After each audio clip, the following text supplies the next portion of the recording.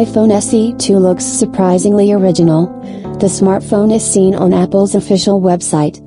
Verified network informant who maintains a page on the social network Twitter under the nickname, posted the official renderings of the iPhone SE 2 smartphone. This image appeared on Apple's official website.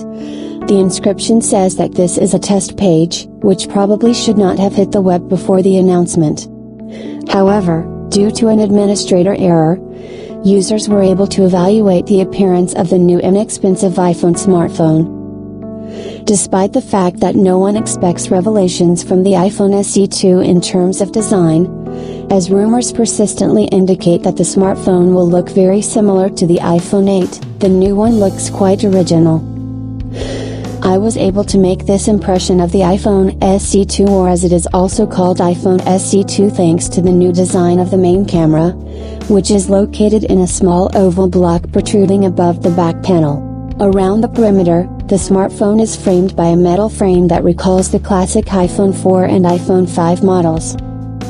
The presentation of the iPhone SE 2 is expected in late March.